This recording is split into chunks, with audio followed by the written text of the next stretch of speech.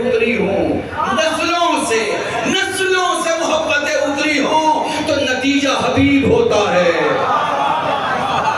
मगर मुकद्दर किसी को हुसैन फौरन दे रहे हों, तो नतीजा हुर होता है। बिल्कुल क्या दुरूद पढ़े, सलाम हैदरी। मैंने सारी मजलिसों में यह जुमला कहा, फिर यहाँ कह के आगे बढ़ जाऊंगा। इस नारे की हिफाजत करो, क्योंकि ये नारा तुम्हारी हिफाजत करता है। मुझे जॉइंट सीपी ने आज बुलाया, बुलाने के बाद कहा मौलाना साहब बताइए कितनी भीड़ थी कल काले ताजिए में। बहुत सारे नारे लग रहे थे। मैंने कहा भाई हम ताजिए के जिम्मेदार हैं, अपनी तकरीर के जिम्मेदार हैं, मजमे में जिन्हें जानते हैं उसके जिम्मेदार हैं, सबके जिम्मेदार नहीं है। आपके आंकड़े क्या है? उन्होंने कहा हमारा आंकड़ा तो समझ में नहीं आ रहा। कुछ शुरू में कहते हैं 40,000 है, कुछ आखिर में कहते हैं 70,000 है, कुछ कहते हैं पता नहीं कितने हजार है। सोचो, डिपार्टमेंट अभी तय नहीं कर पाता तुम्हारा मजमा कहां से आता है। मैं क्या कह रहा हूं तुम्हें समझने की कोशिश करो। करबला और नजफ से लेके दिल्ली के काले और सफेद ताजिए तक के मजमे में मैंने हुकूमतों को परेशान देखा। ये कहां से निकलता है, ये कहां से निकलता है? मैंने कहा भाई ये पाक माओ की पाक गोदियों से निकलता है।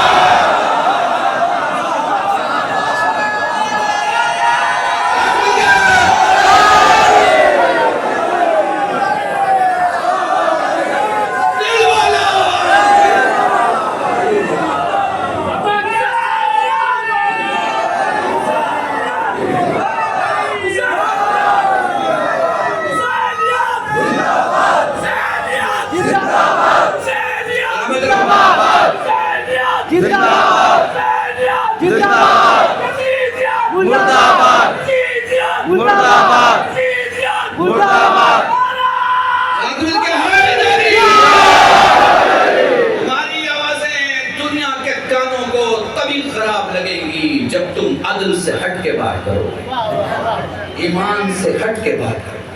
पर करबला तुम्हें समझाती और सिखाती है, ना तुम अदल से हट सकते हो ना ईमान से हट सकते हो।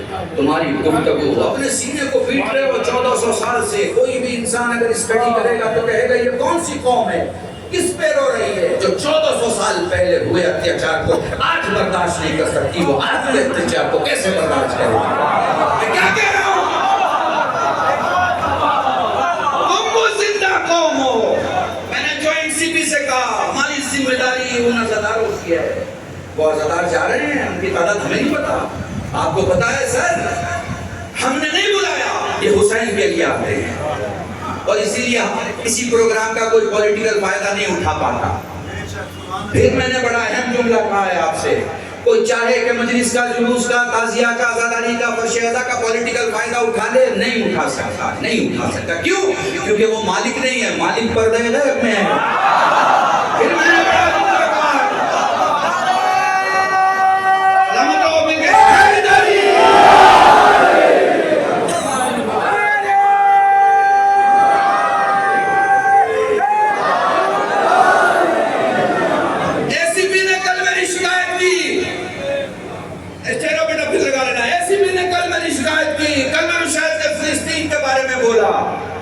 मुझे भारत का संविधान और कानून मालूम है, मुझे अपनी ताकत और अपनी कौम की ताकत भी मालूम है। शरीफों से अगर कम और अच्छे लहजे में बात की जाए तो शराफत जवाब होता है, और शरीफों से अगर लहजे बदल के बात किया जाए तो भीड़ जवाब होता है। अकलेती इकलौती कौम है जिसे भीड़ जमा करने के लिए पैसा देने की जरूरत नहीं। हमारा मजमा भाड़े पे नहीं आता।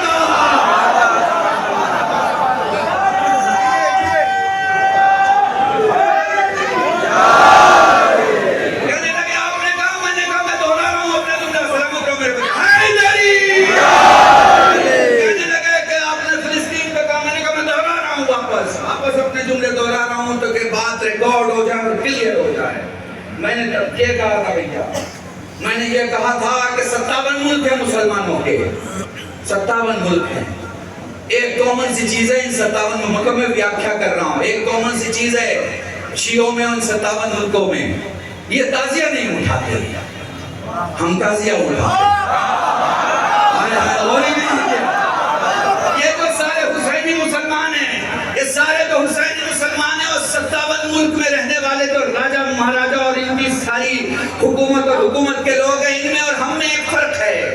ये सऊदिया में, कोयत में, बहरीन में, फला जगह ये ताजिया नहीं उठाते, हम ताजिया उठाते। ये ताजिया नहीं उठाते, हम ताजिया उठाते।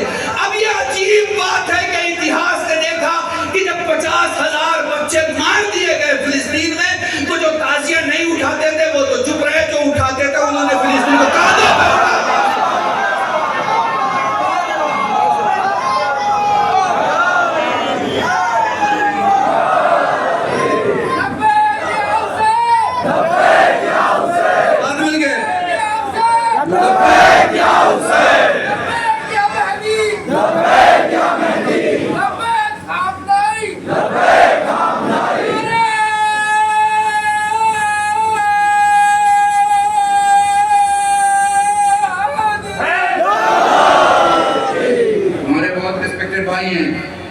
एनसीपी दिल्ली पुलिस मदर वर्मा जी, मैंने उनसे बताया, आपको पता है हमारी कौम किस लेवल की कौम है, आपको पता है हमारी कौम कभी जुल्म न करती है न सहती। और हमारे यहाँ अगर कोई भीड़ में जवान आके कुछ ऐसे नारे लगाता है कि जिस नारे से आपको कोई तकलीफ हो सकती है, तो आप बता सकते हैं कौन सा नारा हो सकता है। वैसे हमारे यहाँ तो जो भी नारा है वो दवा है। फिर मैं कह रहा हूँ, बड़ा अजीब जुमला कह रहा हूँ, हमारे यहाँ जो भी नारा है वो दवा है। तौहीद का नारा लगाओ तो ईमान मजबूत होता है, रिसालत का लगाओ तो अक्ल मजबूत होती है। एक बात कहूँ, अगर हैदरी लगा दो तो हिम्मतें तवाना हो जाती है।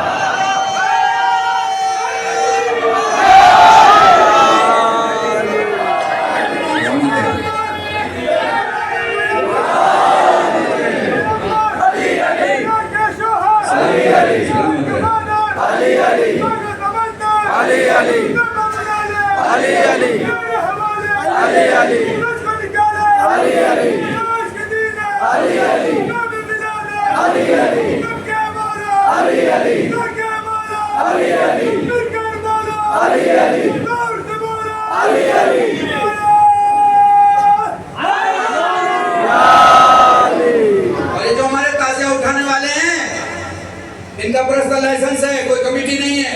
और ये जो आने वाले हैं ये किसी अंजुमन से जुड़े नहीं है। कमाल की बात देखिएगा, कमाल की बात देखिएगा, फिर भी ये मजमा चला जा रहा है, चला जा रहा है, चला जा रहा है। कौन कंट्रोल कर रहा है इस मजमे को? आप मुझे बताओ, कौन कंट्रोल कर रहा है?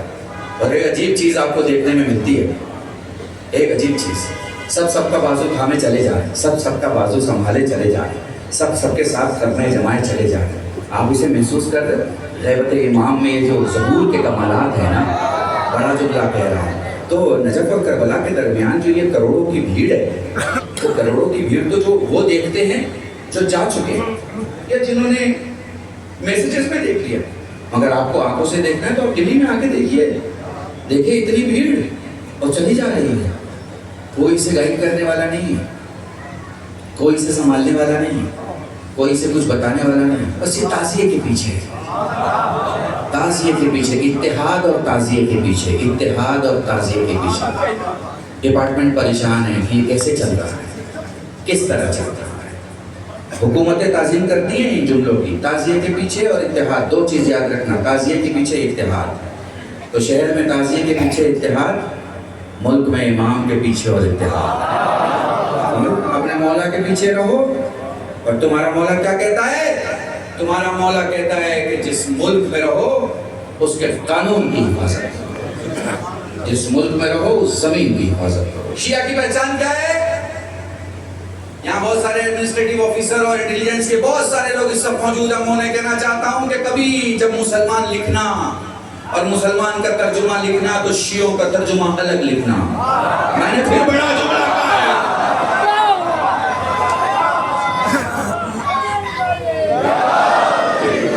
शियों का तर्जुमा अलग लिखना, क्योंकि हमारे यहाँ ये सिखाया गया है कि शिया न मुल्क का गद्दार हो सकता है, न मालिक का गद्दार हो सकता है, न मौला का गद्दार हो सकता है। मुल्क भी, मालिक भी और मौला भी। बस मेरे अज़ीज़ान, ज़्यादा गुफ्तगू नहीं, यहीं पे गुफ्तगू ख़त्म कर रहा हूँ, चूँकि वो वक्त करीब है जिस वक्त हमारियों की ज़्यारत आपको कराई जाए।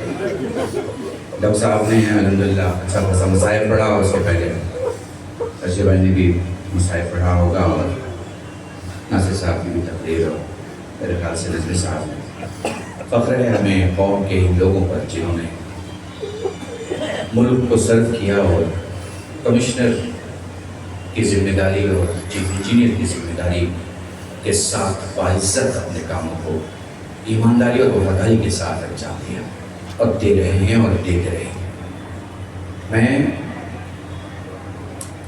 शायद इस बात का ऐलान बड़े आराम से करता हूँ, सर्च और रिसर्च जितनी करनी कर दुनिया की चंद कौमें जो भारत को गिरबना चाहती हैं उनकी फहरिस्त बनाई जाएगी तो शिया को 2 नंबर पर लिखने में आदिल कलमकार को सोचना पड़ेगा। मुमकिन है हमें पहला नंबर न लिखो, मुमकिन है किसी की तादाद ज्यादा हो, मगर कुर्बानियों को अगर उठा कर देखोगे तो पता चलेगा शिया नंबर 1 पे है, शिया नंबर 1 है। वो मैंने ऐसी अचानक नाज़िर भाई मैं करगिल गया था, मैंने कहा भाई जंग के दरमियान शियों का कोई रोल था? उन्होंने कहा कि 50 लोग शहीद हैं मुल्क की तरफ से, 50 लोग, 50 किसान शहीद हैं। तो मैंने कहा भाई उनके नाम बताओ, अभी तक गवर्नमेंट से कुछ मिला है कि नहीं मिला? कोई कम से कम टोकन ऑफ एप्रिसिएशन या किसी ने कोई शील्ड दी, कोई चादर पहनाई, कुछ बात? असल में हमारे यहाँ लोग खुराफात में तो बहुत टाइम देते हैं, ये मैसेज इधर का उधर बिना तहकीक की बातें, लेकिन जो बुनियादी बातें उसमें दिमाग नहीं लगा। मसाइब करबला से एक चीज़ सीखो और वो ये है कि सकीना के निकले हुए आंसू के कतरे आज तक तुम्हें रुला रहे हैं। इसका मतलब क्या है? इसका मतलब ये है कि हमारे यहाँ जंग खत्म नहीं होती, और जंग सिर्फ मैदान की जंग नहीं होती, नफ्स की होती है, ख्वाहिशों की होती है, इरादे की होती है, कुर्बानियों की होती है। सो करबला मतलब कुर्बानी। करबला का क्या मतलब है? कुर्बानी। एक जुमला मैंने कहा, अगर मैं महसूस करता हूँ, जवानों तुमसे कह रहा हूँ, तुम बड़े शहर में रहते हो, ढेर सारी शिकायतें तुम्हारे अंदर आ जाती हैं। अच्छी खासी शादी होती है, 70-80 लाख रुपया, लाख, 1.5 करोड़, 2 करोड़, 5 करोड़ खर्च होते हैं, लेकिन शादी टूट जाती है। क्यों शादी टूटती है? क्योंकि शिकायत बीच में आ जाती है, शिकायत। और करबला में क्या है? शिकायत नहीं है, करबला में कुर्बानी का जज्बा है, शिकायत नहीं है। सो अगर कोई सच्चा करबलाई होगा तो उसके पास शिकायतें नहीं होती, कुर्बानी का जज्बा होता है। चलो इस कुर्बानी के जज्बे को जरा देखते हैं।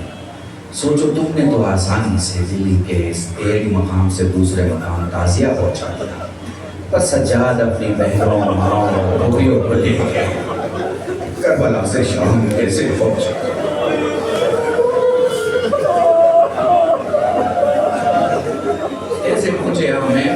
मैं नहीं कहूँगा आपको, मैंने अपनी 36 साल की खिलाफत में अपने मजमे को कभी ना कहा रो।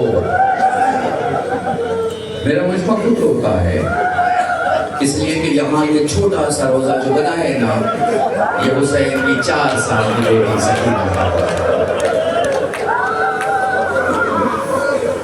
हिंदी में कहूँ तो मेरी आस्थाएं जुड़ी हुई हैं। कुछ तो भाई यहाँ बैठे हैं, अकबर भाई के ज़माने में पहली बार और उनके ज़माने में पहली बार बारगाह में हाजिर हुआ था जब रोज़ा नहीं बना था, बुनियाद के वक्त में मौजूद है। ये बारगाह में आपको बताता हूँ, दुआएं कबूल ना हो, परेशानी घेर लें, कहीं जा ना पाओ, निकल ना पाओ, किसी से बोल ना पाओ, तो अपने घर से निकलो, मयूर विहार, कोटला, करबला, रोज़े जनाब सकीना की दीवारों पे हाथ रख के चले जाओ। बीबी तेरे सिवा मेरा कोई नहीं है, बस इतना काफी है। खुदा की कसम, खुदा की कसम, भाई मैंने अपनी जिंदगी में अपने सारे सख्त मामलात में शहजादी को सारे मामलात सौंपे। मैं आज हुसैन में आज जो कुछ हो बीबी सकीना के सदक़े से, जो कुछ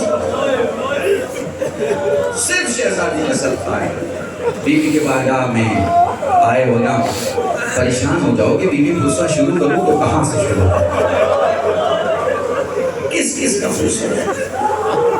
मैंने सैयद सज्जाद को करबला में, भाई मैंने सैयद सज्जाद को करबला में कभी कुछ ढूंढते नहीं देखा। हम अगर एक चीज ढूंढते देखिए कि थोड़ी सी साये की जगह मिल जाए, थोड़ी सी साये की जगह मिल जाए। पता है क्यों? ताकि सकीना को सुलझा सके।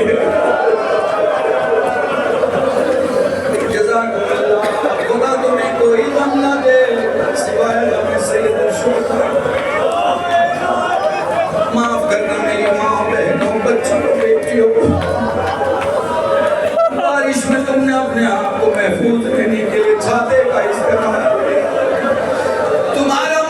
सैयद सज्जाद धूप की शिद्दत देख के सोचता मैं सकीना को सुलाऊं तो कहां सुलाऊं।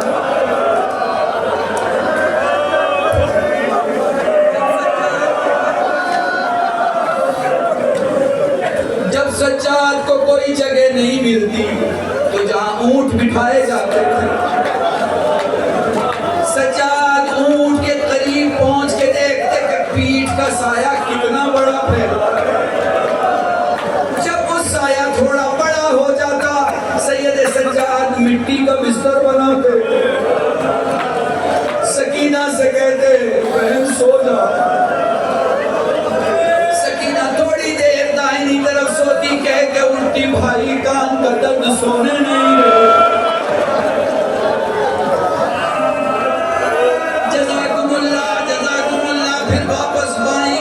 फिर उठती भैया कान का दर्द सोने नहीं दे। एक बार बहन भाई की गुफ्तगू हो रही थी, अचानक तो फरमाती है भैया ये तकलीफ नहीं कि तमाचे मारे जा रहे, भैया ये भी तकलीफ नहीं कि ताजियाने चेहरे पे मारे जा रहे, भैया तकलीफ ये जालिम का हाथ बड़ा मेरा चेहरा छोटा है।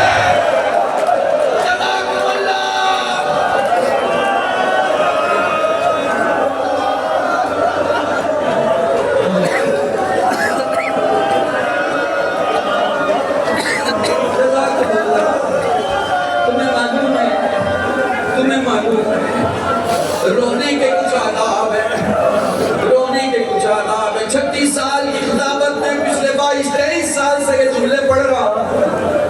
देखो जब कहीं मैयत होती है, 3 किस्म के रोने वाले होते हैं, एक गली वाला होता है, एक पड़ोस वाला होता है और एक घर वाला होता है।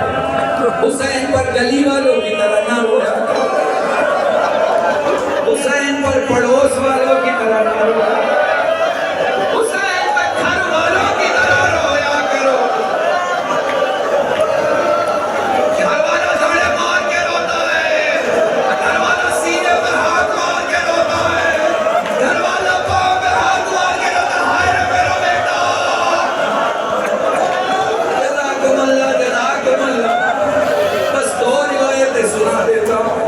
मजलिस का माम है, ज़ियारतें कर लेना, दुआएं मांग लेना, जिए तो अगले बरस हमें और फिर ये राम जब चल बसे तो ये अपना सलाम है।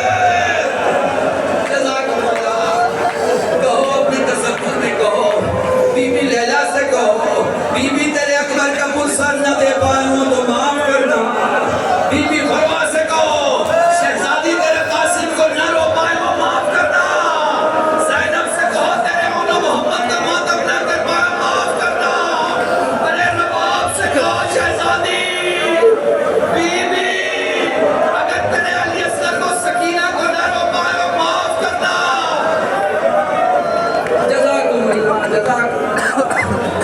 बड़ी आवाजें आपकी बुलंद हो रही है। आपको पता है ये कौन रो रहा है? ये हुसैन का ज़ाहिर रो रहा है। ये कौन रो रहा है? ये हुसैन का आज़ादार रो रहा है। ये वो रो रहा है जिसकी रूह ने रसूल खुदा से वादा किया है। ये वो रो रहा है जिसकी रूह ने हुसैन से कहा है जब जब तेरे बेटे का जिक्र होगा मौला तेरे बेटे को रोएंगे। ए मौला उस दिन हमारा अपना बेटा मर जाए, अपने बेटे को नहीं रोएंगे।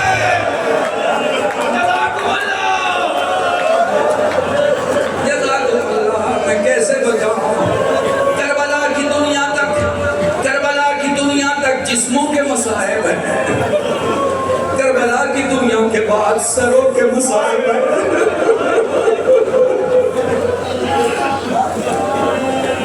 पहला जुमला नकल कर रहा हूं, दूर से पत्थर चला, भैया उसे नहीं बोले क्या कर रहा हूं, दूर से पत्थर चला, ज़ैनब का सर पकड़ा, वो जारी हुआ, नौ के नेज़ा पे बना दोनों मोहम्मद के सर को देखकर फरमाती लाडलो काश तुम जवान होते, काश तुम जिंदा होते।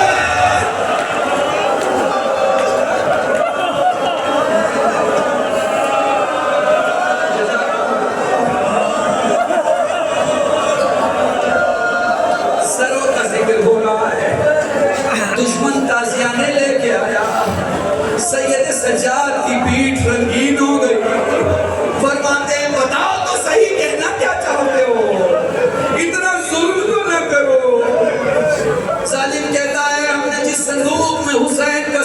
रखा है दिखाई नहीं दे रहा। कहा जाओ उस संदूक को खोलो जिसमें अली अकबर का सर बना। संदूक खोला गया, अकबर के रुखसार में हुसैन का रुखसार। जज़ाकुमुल्लाह, ऐ शहज़ादी मसाइब को कबूल कर ले।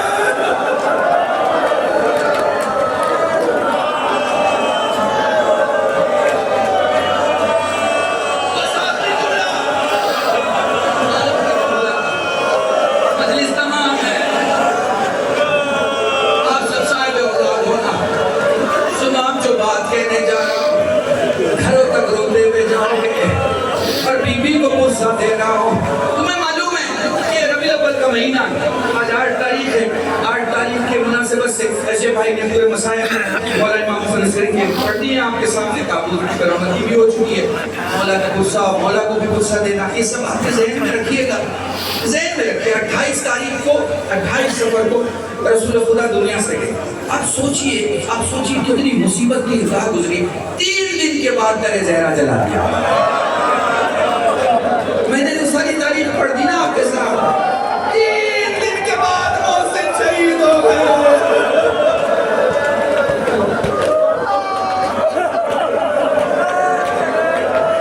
जज़ाकुमुल्लाह, जज़ाकुमुल्लाह।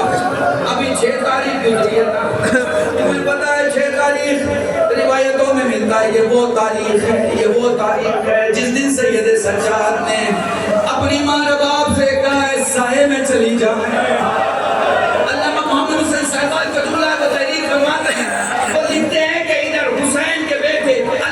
हुसैन ने कहा अम्मा साए में उठ के चली जाओ। रबाब ने आसमान देख के कहा इमाम से वादा किया था साए में नहीं बैठूंगी। इमाम कह रहा है साए में चली जाओ।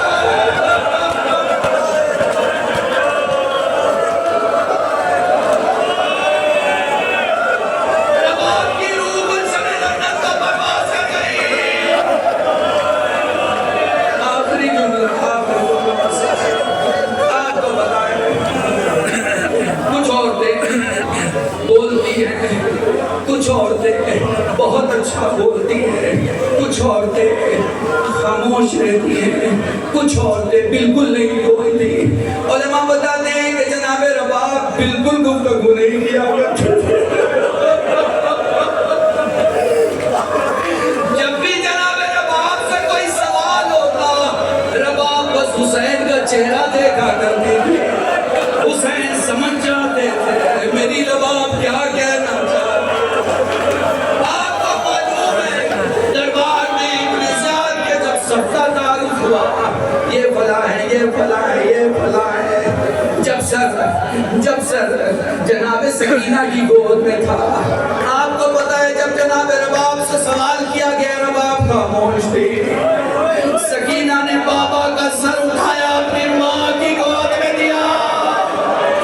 तारीफ के बड़े अजीब जुमले मेरे बुजुर्ग खतीब इस बात को कहा करते हैं इराक में। पता है रबाब ने गोद में सर लिया, जैसे ही सर लिया ना हुसैन ने आंखें खोल दी। क्या सुन रहे हो? हुसैन ने आंखें खोल दी। रबाब हुसैन बताएगा तू कौन है। या सकीना, या ज़हरा, या हुसैन, या